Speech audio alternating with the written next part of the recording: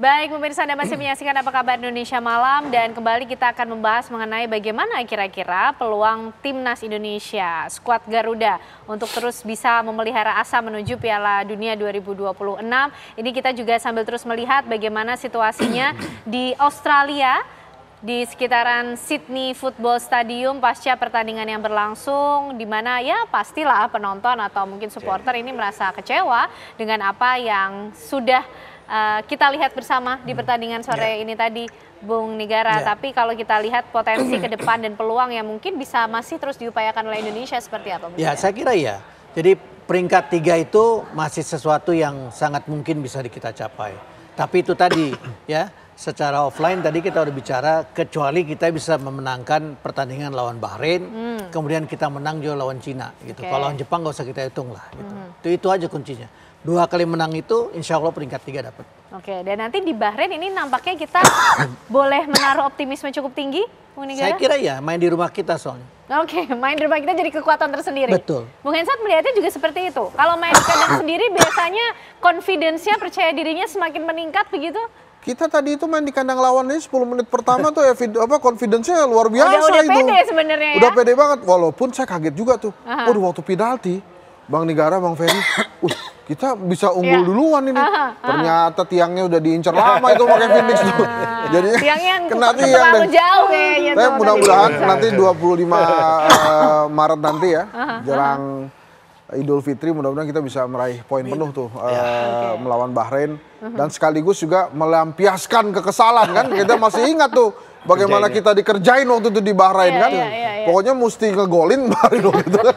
Nah, ini mudah-mudahan nanti kita bisa mendapat gol. Tapi itulah pertandingan sepak bola. Kita bisa optimis, kita bisa terus berdoa. Tapi yang terjadi di lapangan mungkin berbeda gitu ya. Bang Ferry adalah seorang legenda. Pasti tahu persis bagaimana tekanan-tekanan yang ada di lapangan. Sementara kita ini pemain sayap kiri luar, artinya penonton ini kan pengennya ya pasti menang terus. Sayap kiri luar lagi gitu kan. Gitu memang jadi berbeda. Jadi kita tidak bisa juga menyamakan apa yang terjadi di lapangan dengan yang kita tonton. Yang itu tadi kalau saya sih mengajaknya ya kita lihat ke belakang. Artinya pada zaman Sintayong bagaimana. Cuma layaknya kita menggunakan spion, kita melihat ke belakang untuk maju ke depan. Nah, itulah kira-kira. Oke, begitu Bang Ferry juga sepakat? Saya sepakat ya. Yang pasti kita selalu optimis. 2 pertandingan kita di home ini kita harus ambil poin. Kalau kita mau lolos ke Piala Dunia, kita tetap harus optimis. Ya, kalau untuk kekalahan sekarang memang semua, jangankan kita, masyarakat juga kecewa gitu ya. Tapi dengan kecewaan itu ya kita harus introspeksi diri. Ya, mungkin gitu Bang ya.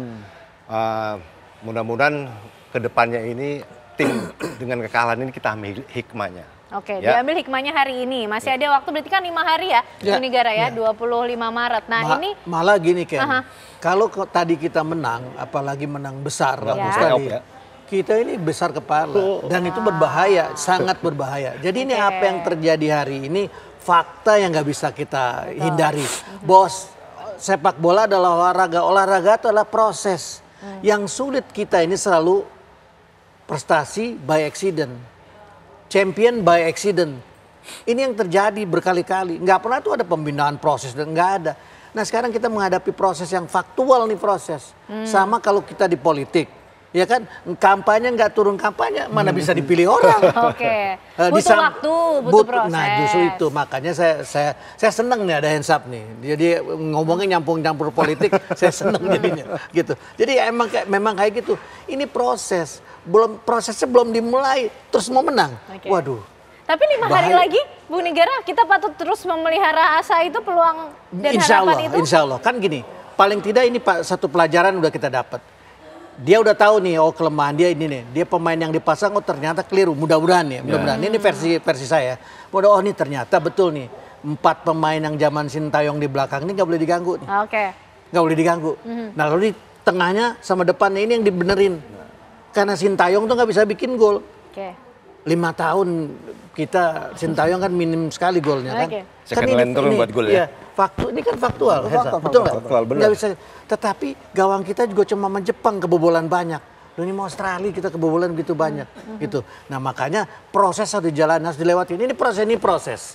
Kalau ini tadi kita menang, berbahaya untuk sepak bola kita dan berbahaya untuk pejabat sepak bola kita. Bung Rasa, tuh kan gitu. Ya. Itu yang nggak boleh. Itu yang nggak boleh. Kalau Bung Nigara mencermati mengenai prosesnya, Bung Peri sebagai mantan pemain juga, biasanya kalau para pemain setelah situasinya seperti ini harus menghadapi kekalahan, apa kemudian yang harus dilakukan supaya bisa segera bangkit? Karena waktunya 5 hari ya, cukup cepat gitu. Ya kita harus bisa, yang saya katakan tadi, kita harus bisa, satu yang pertama dengan kekalahan kita harus introspeksi diri. Yang kedua ya tetap kita harus semangat, nggak harus terlena dengan harus wah saya kalah, bisa saya harus berbuat apa lagi, nggak ada.